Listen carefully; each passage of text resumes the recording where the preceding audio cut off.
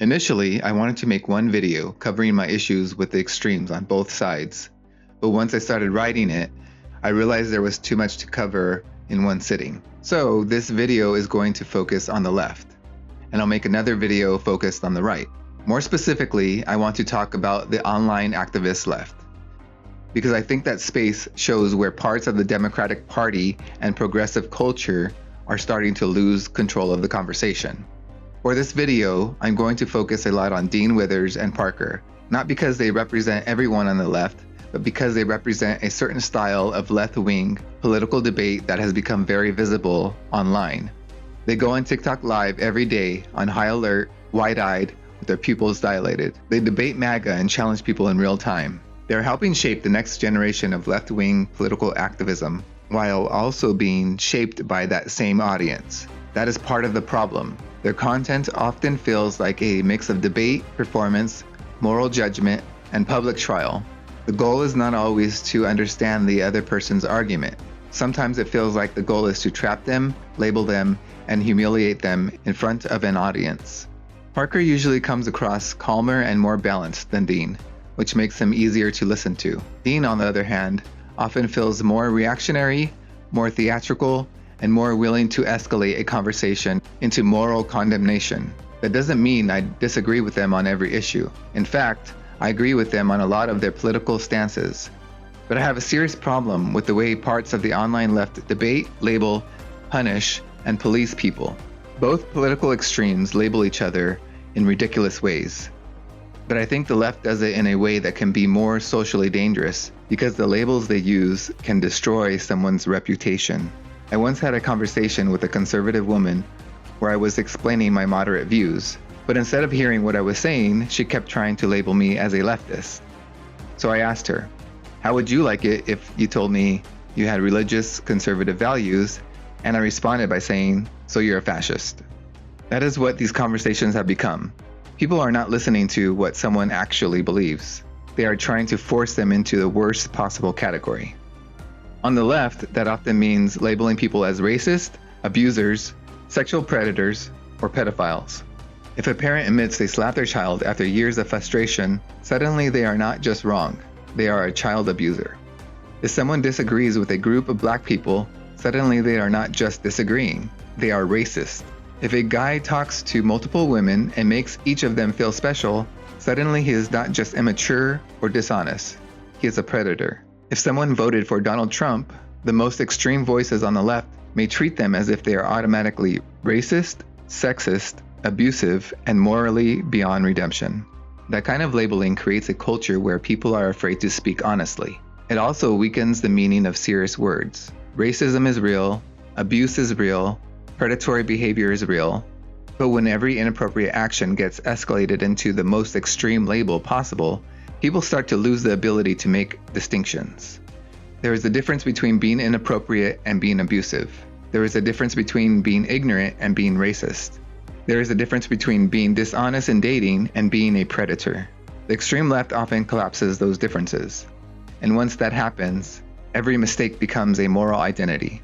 This is one of my biggest problems with Dean's debate style. He often presents radical hypotheticals that are so extreme or so loaded that people do not even want to answer them.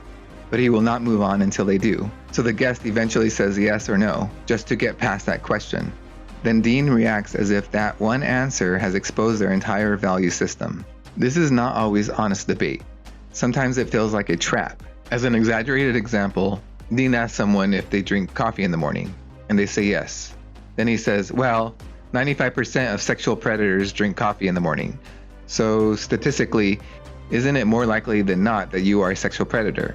Then he goes on their TikTok profile, sees a video of their daughter, puts his hands over his mouth, and acts shocked and disgusted. He takes something normal, attaches it to something horrifying, and then acts like the person has been exposed. At a certain point, it stops being a conversation between two opposing viewpoints and starts becoming a performance built around destroying someone's reputation. With Dean, like with the church, donating is a way back to redemption. And like Jesus, Dean gets to determine if you are forgiven. Dean and Parker constantly bring up Nazis, Hitler, and pedophiles to prove their moral high ground. But you can use that same style of logic to trap almost anyone. For example, you could ask, are babies innocent? Most people would say yes. Then you could ask, was Hitler innocent when he was a baby? If they say yes, you can accuse them of sympathizing with Hitler. If they say no, you can say they do not really believe babies are innocent. That is not a real moral conversation. That is a verbal trap. The same thing happens with extreme hypotheticals. Would you assault one person to save all of humanity? Would you kill one person to stop a genocide? These questions can be interesting in a philosophy class, but online they are often used to force people into impossible positions so the audience can judge them. The extremists have very definitive stances about the people they label. What worries me is who gets to decide on the label and what qualifies someone for it. To be fair, the right does this too. The Trump administration and the broader MAGA movement have also used labels politically. Trump campaigned heavily on deporting criminal, undocumented immigrants, and many people across the political spectrum agreed that violent criminals should be removed. But once in office, immigration enforcement expanded far beyond only violent offenders. The category of who counted as a target became much broader. This is how political labels work. They start with a category most people agree on, then expand until they include people who were never part of the original concern. And the culture wars continue. If you have watched my other videos, you know I spent years in a cult-like environment. Because of that, I am sensitive to certain manipulation tactics.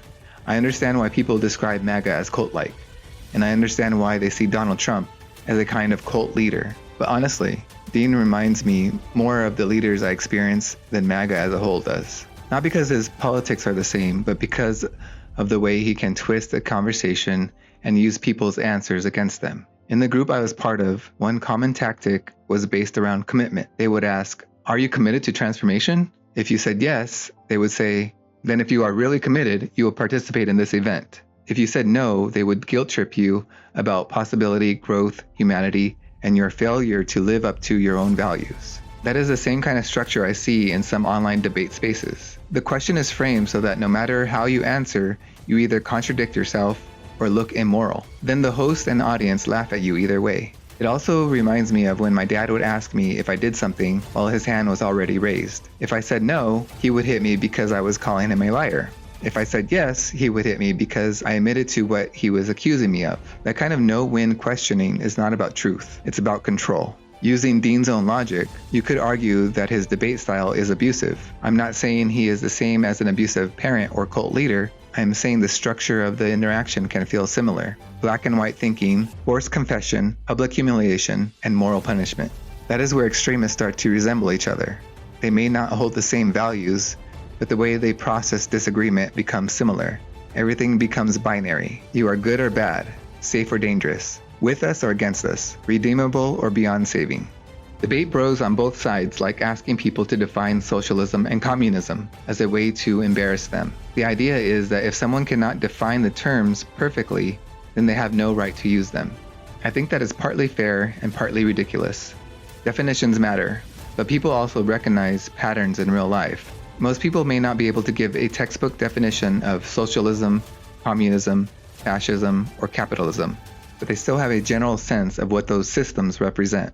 Still, for this video, it is important to define the terms carefully. Communism, in theory, is a far-left economic ideology built around collective ownership, class struggle, and the eventual goal of a classless society. In practice, communist states have often become left authoritarian systems, with centralized state power, one-party rule, and limited personal freedom. China is complicated. It is ruled by the Communist Party, but its economy includes major market elements, private enterprise, and state-directed capitalism. Another common mistake is saying the Nazis were socialists because the party used the name National Socialist German Workers' Party. That name creates confusion. The Nazism is generally understood as fascist and far-right, not socialist in the Marxist economic sense. For America, I personally draw the line at democratic socialism. I see democratic socialism becoming the left's answer to Donald Trump in the same way Donald Trump was the right's answer to Obama. Biden failed to truly unite the country. So the culture wars keep going. Now each side is looking for something stronger, more emotional, and more satisfying. My issue with socialism is not that it sounds bad. In theory, a lot of it sounds good. Free healthcare sounds good, free college sounds good, stronger public services sound good, but the question is always, how do you pay for it long term? And what do you lose in the process? Socialism is great until we run out of money and tax the people. In America, we already have community colleges. We already have Medicare. We already have public hospitals, public schools, grants, and welfare programs. The debate is not whether government should exist in these areas. It already does. The debate is how far we go and what trade-offs we are willing to accept. Beggars can't be choosers. Same system that makes Stanford and Yale different from community colleges is the same system that creates hierarchy in education. The same system that creates elite hospitals and top surgeons is also tied to competition, incentives, and private funding. Capitalism allows hierarchy in these areas, and that hierarchy produces inequality, but it also produces excellence. People come to America for advanced medical care and elite universities because those institutions are among the best in the world. So, when people say everything should be free, I think we have to ask what happens to quality, incentives, and competition. If Ivy League schools were free for everyone, how would admissions work? If top professors did not receive competitive salaries, why would they stay? If doctors and surgeons had their earnings capped by government pay, would the best people still enter those fields at the same rate? The left often points to people who have failed under capitalism, but many of those same voices still use capitalism to make money, build platforms, buy what they want, and live the lifestyle they choose. That contradiction bothers me. The vicious cycle of the extremes could continue and advance. Democratic socialism can keep moving toward socialism. MAGA can keep moving toward Christian nationalism. Each side already thinks the other has reached the extreme, but there's always a further edge that has not yet been fully realized. The assassination of Charlie Kirk was a pivotal moment in the culture wars, and I do not think we have fully processed the consequences yet. I watched it unfold in real time on X and then on TikTok. I went into Dean's live stream and saw him crying, telling his audience that he was drawing a line. In that moment, I actually respected him. I thought he was taking an individual stance, even if it went against part of his own audience. The next day, he went on a virtual apology tour. He has come up with different versions to explain his reaction. It looked like he was trying to satisfy the further left radical anarchist crowd. I do not know whether that was a financial decision, a moral decision, or a real change in perspective. It looked like pressure from his own audience made him back down from a basic human reaction. I did not like Charlie Kirk's politics. If I had to choose between Dean's political side and Charlie's political side, I would choose Dean's. But in that moment, I felt the same way Dean seemed to feel at first. Charlie Kirk was a human being who was shot and killed. That is not okay. That is not something to celebrate. And this is where the extremes lose me. If your politics prevent you from recognizing the humanity of someone who was murdered, then your politics have gone too far. This is where the online left starts to look less like a political movement and more like a social hierarchy, pretending to be a moral movement. Politically, I would choose Dean's side over Charlie Kirk's side. But socially, if I had to ask who would be loyal when things got difficult, I'm not sure I would choose Dean or Parker. From what I saw, they dropped Harry Sisson and Z, the political activist, the moment it became socially useful to distance themselves. To me, it did not look like moral courage. It looked like self-preservation dressed up as integrity. They are lost in their own bromance. And that is exactly what bothers me about this side of online politics. The left talks constantly about loyalty, community, protection, and accountability. But when someone becomes a liability, they are thrown away almost immediately. It is not forgiveness, it is not growth, it is not even real accountability. It is public image management. Dean and Parker acted like distancing themselves from Harry and Z proved that they had moral superiority. I saw it differently. I saw it as the left eating its own again. They are so concerned with looking clean that they abandon people who were part of their own political world. That's not leadership. That is cowardice with progressive branding. With Harry, my interpretation is that he was pulled into a broader emotional narrative that he did not fully create. The girl responsible for exposing him openly connected her reaction to something else that had triggered her. But instead of separating what Harry did from what she emotionally associated with him, he got placed into the same category as the kind of man she was angry at. And that is exactly what the left does. It takes one behavior, connects it to a larger category of harm, and then treats the person as if they embody the entire category. Dean does this constantly. One time, when someone lied about their political position, he compared it to someone lying about having an STD. Now the person is not just dishonest, they are predator adjacent, they are dangerous, they are manipulative, they are morally contaminated. This is how the language escalates. Inappropriate becomes abusive, immature becomes predatory, Disagreement becomes racism. A bad decision becomes a permanent identity. For many decades, men have gotten away with taking advantage of women. Now we are living in a time where a group of liberals will cry every time a man grabs someone's ass. They act as if every uncomfortable interaction is trauma, every bad dating situation is abuse, and every man who mishandles a romantic situation deserves to be publicly branded for life. I do believe in being appropriate, knowing the line, and knowing the other person's limit. Everything should be consensual and comfortable. There must be a difference between holding someone accountable and destroying them for social currency. There are levels to human behavior, and the left has lost the ability to recognize these levels. At the same time, there are women wondering why men are afraid to approach them, flirt with them, or even have normal conversations. Part of the reason is that young men are watching these public pile-ons and realizing that one accusation, one bad interpretation, or messy private situation can cost them their job, their friendships, and their reputation forever. That doesn't mean women should stay silent. It means the culture needs proportion. The Z situation is another example. Z was branded as a racist because she went into a black content creator's live and defended her own political movement while disagreeing with black women. Dean and Parker happened to be part of that movement. And the second the accusation was in the air, Dean and Parker clutched their pearls and ran for cover. On the left, black women are often treated as the moral authority.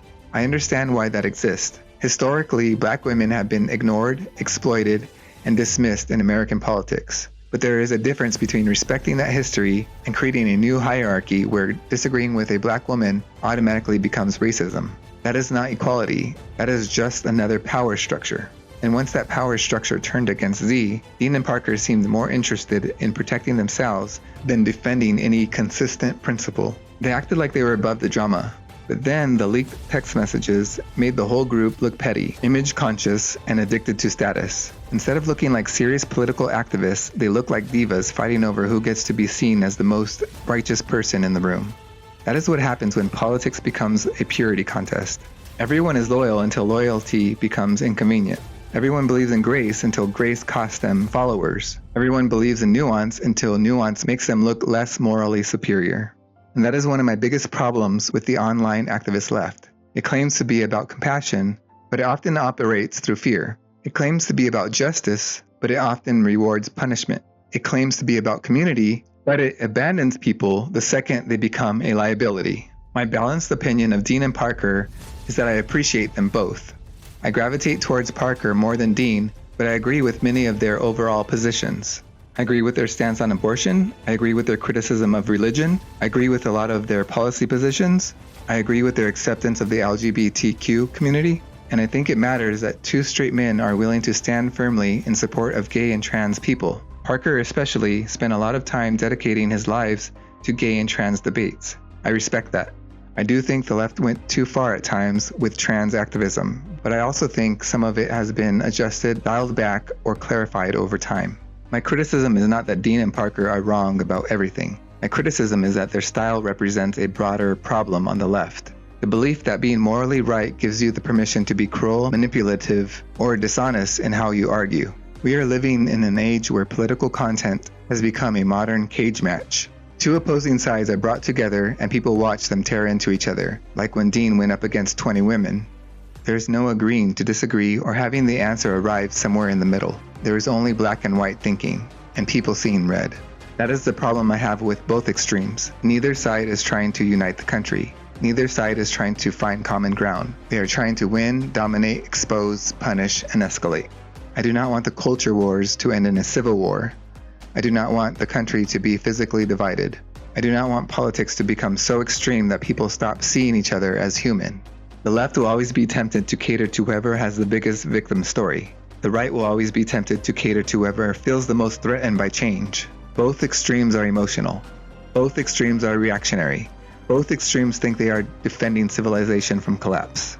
The problem is their binary thinking. If the far left views one side as bad and the other as good, and the far right simply reverses the labels, neither side is seeing reality. They are only seeing teams. It is like saying one side sees the number 1 as evil and 0 as good, while the other side sees 1 as good and 0 as evil. But 1 is just 1, and 0 is just 0. This is where I think we are as a country. We are no longer arguing about reality. We are arguing about what our side says reality means.